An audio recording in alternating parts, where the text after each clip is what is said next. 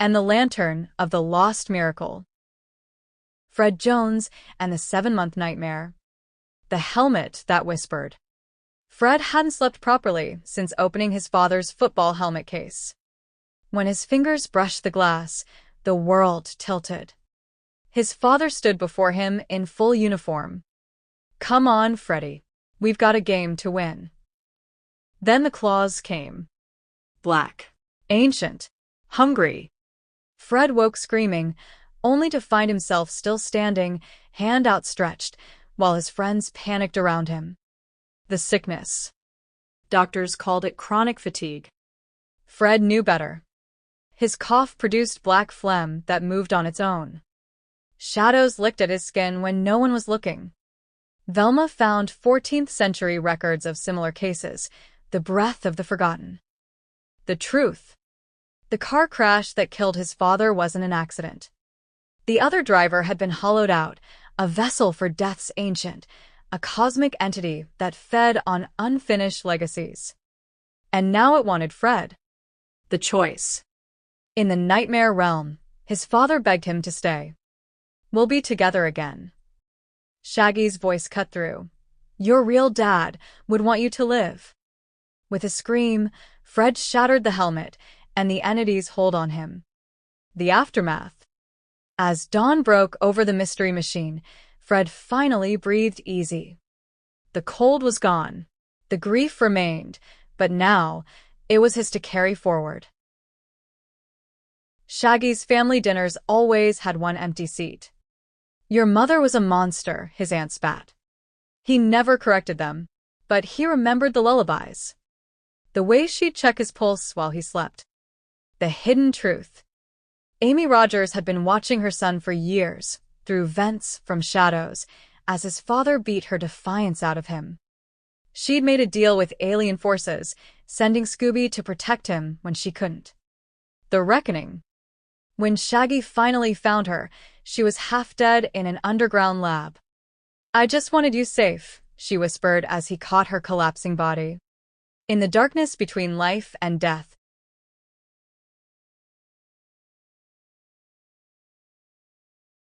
Edward Rogers dies, and how it destroys her, rebirths her, and ultimately transforms her into someone who can finally let go. The breath she lost, Amy Rogers and the death of Edward. Amy Rogers was born early, fragile in body but furious in soul. She clung to life like it owed her everything. And if life was borrowed breath, then Edward Rogers was the air she breathed. She didn't just love Edward, she needed him. He was the one who held her after the night terrors, the one who reminded her that her softness wasn't a curse, the one who kissed her forehead during storms and whispered, "You are not your fear." So when Edward stepped between her and death in the void, when he looked her in the eye, kissed her trembling forehead, and then turned, and when he stood tall, spine straight, blocking the infinite, merciless shadow that wanted her soul, Amy's soul began to tear. The sacrifice. Edward's voice didn't rise. It stayed low, heavy with meaning, gentle with power. "You don't get to touch her. You don't get to steal the light I fought to protect for half my life. She's not perfect, but she's mine. Take me, leave her." And when death leaned in with curiosity, almost amused, Edward didn't beg. He burned. A flash of gold. A scream that never echoed, and then gone. No ashes. No goodbye. Just air. Stolen. Amy's breath caught. Her world collapses. She didn't scream. She just stopped breathing. Her miracle light, born too early, sparked, then sputtered, and death turned its face once more. Amy wanted to follow him. She meant it. With every cell in her body, she wanted to vanish, to die next, to go wherever Edward had gone. What was a world without the one person who saw her whole? Her chest buckled, her fingers curled, her breath refused her. The ambulance. She was found unconscious, collapsed beside Shaggy, who had been chasing after her for miles. He found her body, still faintly warm, eyes wide with grief. Her heartbeat faint. They got her into the ambulance. She was hooked up to IVs, oxygen, adrenaline, everything. She flatlined once. Shaggy screamed her name. "Don't you leave me too." Her hand clenched slightly. Then her heart started again. She flatlined again. Later, she flatlined again. This time, death showed its face. It didn't speak. It didn't move, but it watched, waited. And Shaggy, slumped in the corner chair of the ambulance, barely awake, hand still holding hers, his love, his unwavering bond, built a force field of energy so ancient, so pure, even death paused at the edge. Not from fear, but from reverence. Shaggy, exhausted, whispered, "She's still my mom. You can't have her." And that was enough. Death faded back into the veil. When Amy woke, it wasn't like a dramatic gasp. It was a slow, sacred unraveling. She opened her eyes, blurry and swollen. Her throat hurt. Her veins burned with medication. She looked beside her. Shaggy was asleep, bent awkwardly in the chair, lips still trembling in his dreams, hands still clutching hers like he was 5 years old again. And for the first time, Amy didn't grip his hand back in fear. She just held it, lightly, respectfully. The moment she changed, she looked toward the hospital ceiling, and for the first time in her life, she didn't fear death. She respected it, because she had seen what it takes to stop it. She had felt what it means to lose someone who was her heartbeat, and yet she was still alive. Maybe, just maybe, she whispered, the greatest way I can honor Edward is by releasing the leash I kept on our son. She turned to Shaggy, still sleeping. Her eyes filled again, but this time not with panic, but with peace. She let go. The next morning, when Shaggy woke, she was already sitting up. A V still in her arm, hair a mess, lips dry, but her voice steady. "Norville?" He turned, startled, rubbing his eyes. "Mom? I've been trying to keep you safe your whole life. But that wasn't love. Not real love. Real love is this. You, staying up all night just to keep my soul in this body. You did that. Not me. Not my walls. I think I'm ready to let you be free. Finally."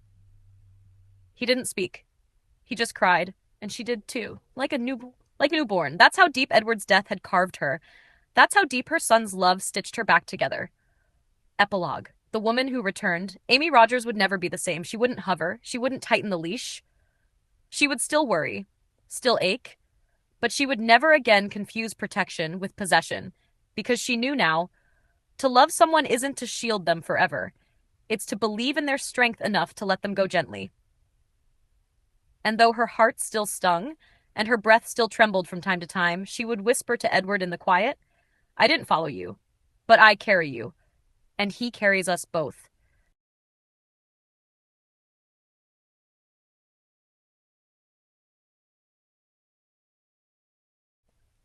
The next day, Fred returned to the museum alone.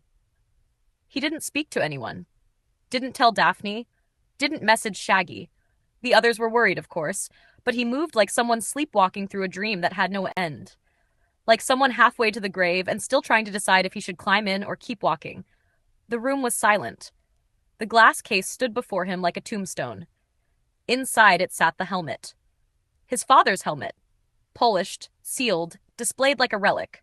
A thing everyone wanted to remember, but nobody wanted to feel. Fred reached out with both hands, the way someone might reach for a ghost, and the moment his fingers touched the cool steel, the world ruptured. Flashback. The final day. He wasn't hit by blackness. No darkness. No death. Not at first. He was 7 again. Weightless. Balanced on top of his father's broad shoulders. The stadium lights were dazzling, the roar of the crowd like waves crashing on every side. Fred's laughter bounced from the rafters. He wasn't worried about traps, or grief, or expectations. He was just a boy. A son. "Look at them all, Freddie," his dad bellowed, grinning. "They're cheering for us." His father didn't believe the world revolved around him, but he did believe it could be better than it was. And for Fred, he wanted the world safer, softer, something he could hand his son without fear. Fred believed him. That day, he really believed that joy could last, that the roar of the stadium could protect them forever. But the car ride home destroyed that illusion. They were driving, laughing, his father's fingers drumming the steering wheel, Fred still clutching the game ball in his lap. And then, a metallic scream tore in from the left. The car spun, metal twisted, something heavy slammed through glass. Fred screamed, and then silence. Fred remembered the way the light dimmed in his father's eyes. He remembered the wet, ragged breath that didn't finish. He remembered screaming so hard his throat tore open inside. No one heard him. He kicked open the door with tiny legs and ran. into the woods, down hills slick with moss, through the trees like something feral. He didn't know where he was going, he just needed to escape. But the ground slipped out from under him. He tumbled, fell headfirst into a swamp. The bogs emerge. The mist was a sickly green. He was covered in filth, cuts on his arms, his knees bleeding. He tried to stand, his legs shook beneath him. That's when he saw them. The bogs. Not monsters. Not even tall. Not claws and fangs like the stories said. They were small. Lumpy. Their fingers were long. Too long, but they weren't reaching to hurt him. They looked like they were reaching to remember him. To recognize him. One stepped forward. Its eyes were wide. Ancient. Mournful. Mellows. Fred couldn't move. He couldn't cry. He was too tired. And then, arms lifted him from behind. A man's voice. "Hey, there's a car crash up the hill. What are you doing here?" Another voice, softer. "That boy? He must be an orphan now." And then the mayor. "Theo." "He's mine now," Theo said. "The town hero's gone. We owe this boy something. I'll raise him myself." Fred didn't answer. He didn't wrap his arms around Theo. He didn't speak. He was still waiting for his father to open his eyes. The mansion.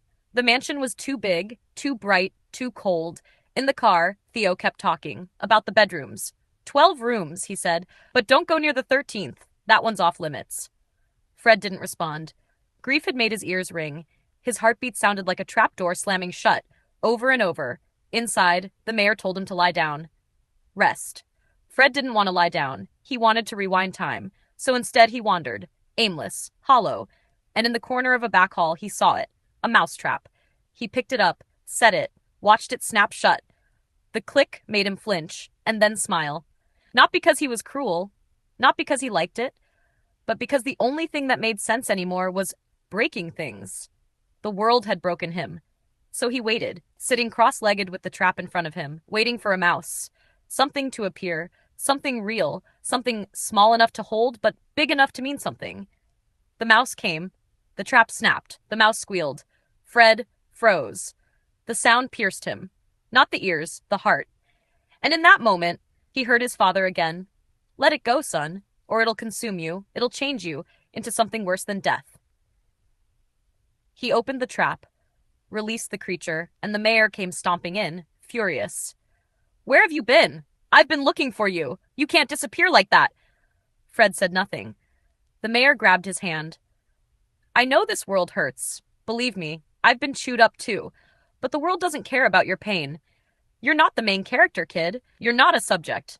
And you sure as hell aren't someone who gets to be pitied." His voice lowered, cold now, a command.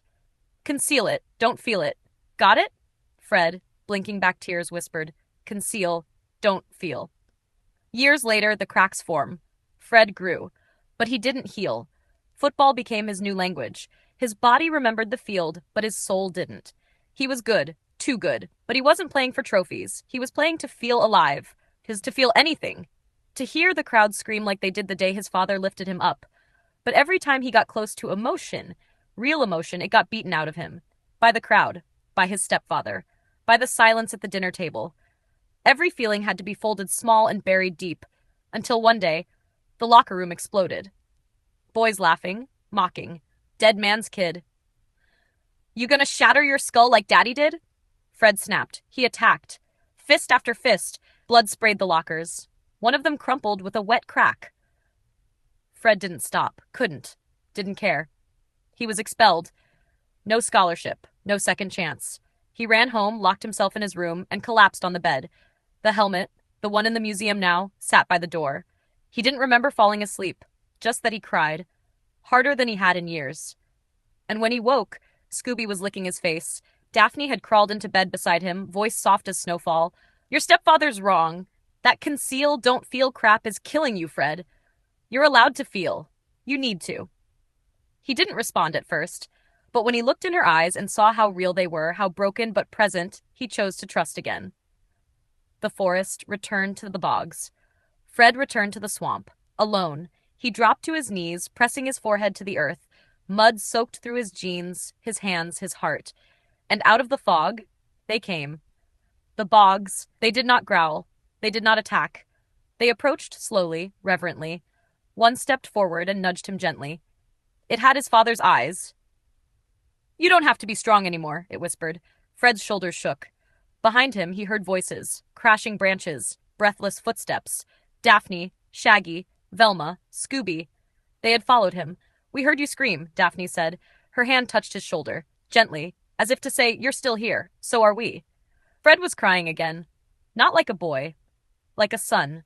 Like someone who had finally remembered what it meant to be held. The real haunting. The helmet was never haunted. Fred was. Every trap, every football game, every attempt to lead. He wasn't trying to be strong. He was trying to remember, trying to feel close to the man he loved. The bogs didn't steal memories. They preserved them. They were not monsters. They were mourners. And Fred? He was the boy who remembered what others forced him to forget. Amy Rogers and the Edge of Everything. Amy was in her bedroom again. The walls were silent. Too silent. She had cried herself to sleep again. Her cheeks were crusted with salt. She had begged death like it was her last god. She missed Edward like she missed air. And now, even oxygen felt like a stranger in her lungs. She whispered into the pillow beside her, clutched it like it was her husband. Her fingers curled as if they were still reaching for his hand. He wasn't just her partner. Edward had been her gravity. And without him, she was slipping into the stars with no tether, no direction. Family meant everything. And yet Shelby and Frankie, her older siblings, were gone. They had left her to grieve alone in the cold shadow of their absence. She begged for death until she choked on her own sob. Her lips were trembling, her body still. Her eyes stared blankly at the ceiling before finally closing. Her chest was softening. Not in peace, but in surrender. Then, tiny footsteps thundered down the hallway. Shaggy, her son. He knew. He felt it, soul deep. He burst into her room like lightning, skidded to the bed, and pulled her into his arms. He didn't ask what was wrong. He didn't need to. His tears fell freely as he stroked her gray hair, rocking her, whispering as though screaming would break her. But suddenly, he did scream. Because he had to. Fight! Fight! I don't care if Aunt and Uncle aren't here. If I have to be your only family, then so be it. I will be enough. Amy's breathing stalled. Her lips parted slightly. Her skin was cold. Her face had turned pale. Still, she leaned into her son's warmth, the only warmth she could trust. It was 3:30 a.m., and in the dark, her mind slipped. It was no longer the present. She was a child again, alone, 6 years old, crying in a yellow dress torn by cruel boys at school who beat her for daring to be different. She was near a classroom, reading a book called If Daisies Could Talk. She was fragile, bright, kind, and they beat her until the petals inside her heart crumbled. Her parents hadn't consoled her. Shelby and Frankie just stood there, staring at her like she was an embarrassment to their bloodline. Amy had run upstairs that day, sobbing, destroying her princess dolls and unicorn figurines because they felt like lies. She collapsed onto the bed, heaving with grief. Why do miracles exist if nobody wants them? She had screamed it into the floorboards, and death had waited, but it never touched her. Amy grew. She turned 18, still fragile, still fiery. A legal adult, but her father? Still unreadable. He hid behind his newspaper like it was a shield. Daddy, she whispered, kneeling beside him. I never asked to be born this way. He didn't look up. I know I'm not the favorite, she said. I know Mom wishes I never came early. I know I'm different and weird and sensitive and loud. But why can't you just love me for that? His hand twitched on the paper, his jaw clenched. Daddy, please talk to me. He stood too fast, too harsh. Rage burned in his eyes, but it wasn't aimed at her. Not really. He had been swallowing poison his whole life, and now he was bleeding it on the one person begging him for tenderness. I've been keeping a roof over your head for years, he barked. And now that you're grown, you still want me to. What? Be soft. Amy flinched. Stop clinging to people, Amy, he snapped. It's pathetic. No, what's pathetic, Amy said, rising, is how you stood beside Mom and let her abuse me. How you buried your soul in that newspaper while I drowned. I held on to people like air because no one ever taught me how to breathe on my own. I'm not your shadow. I'm not her puppet. I'm me. He went still. And for a moment, he looked like death. Cold, distant, with no idea how to hold what he had created. I'm going on vacation, he muttered. 1 week. Your grandmother's staying here. Amy's heart shattered in her chest. You're leaving? Now? I don't want to hear it, he said. Do things my way, or don't do them at all. That's when she packed her bag. That's when she slammed the door. That's when she walked away from every parent who had failed to love her correctly. And in the dark of her room, on this impossible night, Amy gasped. Her chest surged. Her eyes opened wide. She was alive. Back in her body. Tears flooded her face as she grabbed the photo of Edward on her nightstand. His birthday, September 15, echoed in her mind like a hymn. She wasn't dead, and she wasn't done.